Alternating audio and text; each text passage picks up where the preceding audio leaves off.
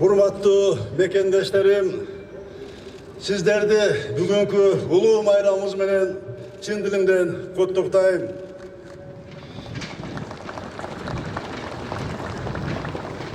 Erkindik ata-babalardan kanı menen kaşa aylanıp, canı menen kaşa yaşagan muğundan muğunga jetken ulu dövlet.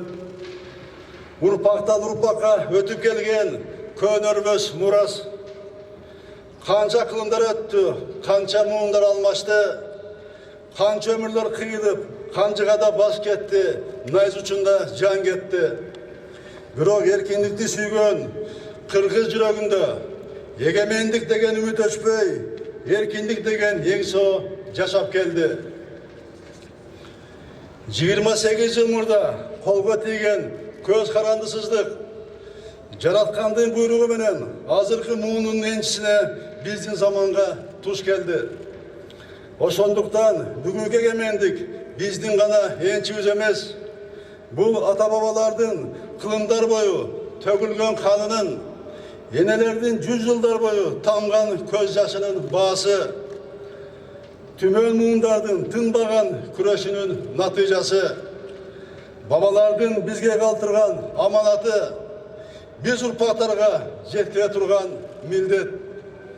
Ата-бабалар бизге бейиштей ажайып кооз жерди, акактай тунук сууну, таза абаны, аскадай бийик адеп акылакты аманат кылып кетти. Манас бабабыз билимдиктин туу чокусун, ынтымактын бийик үлгүсүн, бир эл, бир журт болуп жашаган көп улуттун уйкусун мурас кылып кетти.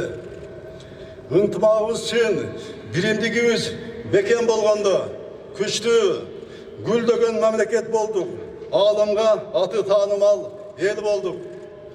Журттун ынтымагы, биримдиги жок болгондо, элибиз мамлекеттин эркиндигин жоготту, азып тозду. Тагдырдын татаан мезгилдеринде да өз алдынча мамлекет болуу деген эңсө өчкөн жок. Мамлекеттик үчүн болгон күрөш тынган жок. Манас эпосунда айтылгандай, түгөнгөн сайын түтөгөн, кырылган сайын күчөгөн журт болдук. Мамлекеттилигибизди чындадык, дүйнө өлкөлөрүнүн арасында өз ордубузду бекемдедик. Эгемендиктин, мамлекеттин ээси эл, бүгүн элибиз үчүн, мамлекетибиз үчүн эң ыйык күн. Hurmatlı mekendeşlerim, biz babalardan kalgan erkinlikti, göz karandısızlıktı, memleketlik emez, urpaktarga önükön memleketti, güldögön cerdi, deni sağ bilindi, zaman bak koğumdu, kaltırışımız abzel. Sayasat bin askere aleklerini azaytıp, ekonomikalık, jana satsaldık, aktualdı mesele çeçүү bizdin milletimiz. Barımız çapatırmak, жаратмандыкка багыт алуубуз зарыл. Буга чейин башталып, саясий себептер менен солгундап калган реформалар кайра жанданат, күчтөнөт. Элдин үнүн угуп, журттун талабын аткаруу үчүн жүрүп жаткан реформаларга жаңы дем беребиз. Соттук укуктук адилеттигин, мамлекеттик башкаруунун ачыктыгын, аймактардын өнүгүүсүн, өлкөнүн санариптештигин камсыз кылууда конкреттүү жыйынтарга жетебиз. Экономикада, билим берүүдө, саламаттык сактоодо, коопсуздукту камсыз кылууда, демократияны бекемдөөдө жаңы демилгелер ишке ашырылат. Кемеңгер элим, кадырлуу журтум, эркиндикти, калыстыкты туу туткан мекендештерим, алдыга койгон максаттарга жетүү үчүн бийликтин тазалыгы аба менен суудай керек. Бийлик таза болсо, эл ар дайым аны колдойт. Тилекке каршы чейрек кылым ичинде бийлик бутактарында коррупция, улуттук трагедия этете көйгөй болуп калды. Бийлик элге кызмат кылуунун, өлкөнү адилет башкаруунун эмес, байлык жыйноонун булагына айланган. Таза абирди бийликти бышыктап, мамлекеттик бийликти таза болушун камсыз кылуу, абдан зарыл. Кырак элибиз байыртан эле бийликтин кадырын, баркын, тазалык менен калыстык аркылуу баалап келген. Бийлик өзү таза болбой туруп, башкалардан тазалыкты талап кыла албайт. Ошондуктан өз милдетимди таза ниет менен кынтыксыз аткарам деп элимдин алдында дагы бир ирет баса белгилейм. Эл данышманы Калыбуловая бүгүн жалпы элибиздин эсине салчу сөздү айтып кеткен экен. Ынтымагы жок элдин ырыскысы кем болот, биримдик улуттун тапкан наны мол болот деген. Улуу көсөмүбүз баардык улуттардын ынтымакта, биримдикте жашоосун көздүн караңинде сактоону мурас кылып кеткен.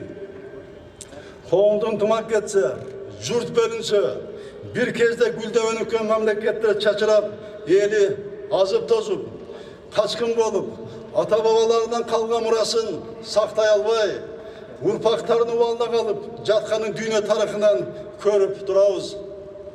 Ошондуктан улуттук биримдигибизди, ынтымагыбызды бекемдеп, өлкө тагдырын, эл тагдырын баарынан жогору коюп, тынчтыкты көзүбүздүн карагиндей сактайлы. Biz dünya atandastığına turuştuk berip, bir el, bir jurt bolup, urpaktarga önükön өлкөнү калтырууга милдеттүүбүз. Ал үчүн түндүк түштүк деген түшүнүктү көңүлдөн гана эмес, көкүрөктөн, жүрөктөн жууп таштап, келечекке көздөй сапар алуубуз зарыл. Залкар замандашыбыз Чыңгыз Айтматов айткандай, түштүк менен, түндүк менен түштүгүбүз куштун эки канатындай, экөө бирдей гүлөнгөндө гана бийиктерге жетебиз деп айтып кеткен. Кыргыз элинин жоопкерчилиги өз айланасына, өлкөдө жашап жаткан баардык улуттарды баш коштуруп, жалпы элдин биримдигин сактоо, тарыхтын татаал жолунда эчен сыноодон өткөн элдин урпактары экенибизди, кылым карыткан улуу тарыхка ээ экенибизди көкүрөктө бекем кармайлы. Улуттук көрөнгөнү, намысты, абийирди, кадырды бийик туталы. Урматтуу мекендештерим, барда жашоо үчүн колубуздагы мүмкүнчүлүк толук жетиштүү. Ак менен караны ажырата билген көрөгөз, кемеңгер, билимдүү жана эмгекчил элибиз бар. Казынабызда көмүрдөн баштап алтынга чейинки кен байлыктарыбыз бар. Таза табиятыбыз, таза азык-түлүк өндүрө турган жерибиз бар. Акыркы заманда стратегиялык мааниге ээ болгон эбегейсиз зор суу ресурстарыбыз бар. Эң негизгиси кыргыз эли улуттун бийик рух, намыс, акылмандык менен улуу көчүн улап келет. Азыр заман өзгөрдү. Дүйнө экономикасынын жүзүн аныктаган жаңы илимий жана маалымат технологиялардын заманы. Улуттук проблемалар менен гана алек болбой, дүйнөлүк шакырттарга туруштук берүү муктаждыгы турат. Биздин максатыбыз заманбап коомдо, өнүккөн өлкөдө жашоо. Ал үчүн адам потенциалын өнүктүрүү мамлекеттин келечегин аныктаган негизги багыт болот. Бакубат коому, адилет мамлекеттик башкаруусу, жаңыланган экономикасы, жакшырган социалдык чөйрөсү бар ийгиликтин өлкөсү болуу үчүн баарыбыз чогуу чымырканып аракет кылалы. Уважаемые соотечественники, дорогие гости, искренне поздравляю вас с Днем Независимости.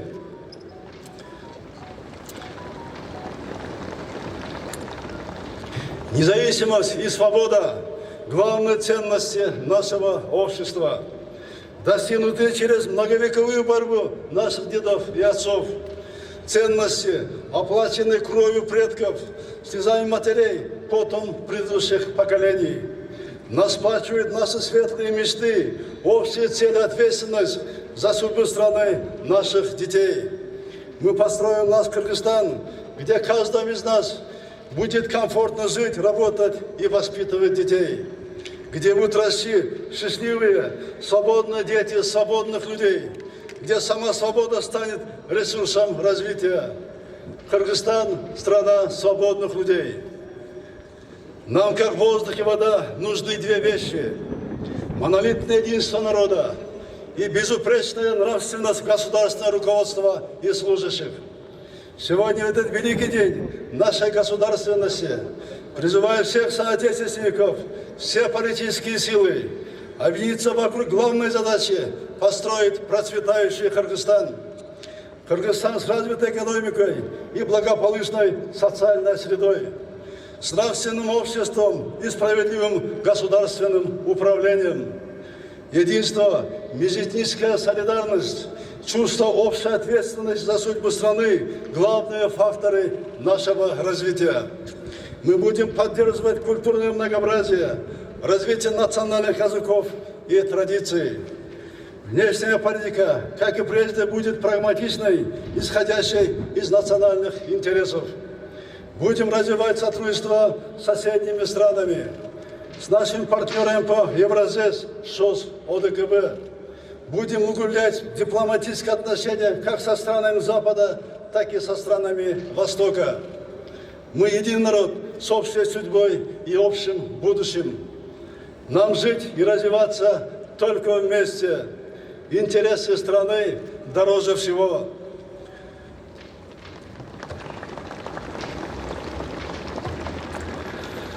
Урматтуу мекендештерим, жараткан биздин мамлекетибизге, эгемендигибизге, эркиндигибизге жеткирди.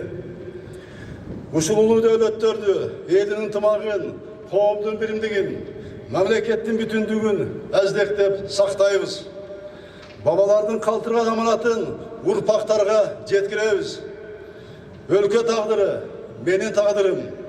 Өлкөдөн өткөн дөөлөк жок деген ыйык түшүнүк эч качан эсибизден чыкпасын. Өлкөбүздүн өнүгүшү үчүн, келечек муумдун жаркын жашоосу үчүн жан үрөп эмгектенели. Жараткан колдоп, алдыга койгон асыл максаттарга чогуу жетели. Акылман элибиз аман, ажайып жерибиз тынч болсун, эгемендигибиз кут болсун, сүйүктүү мекенибиз Кыргызстаныбызды Кудайым өзү колдосун. Рахмат.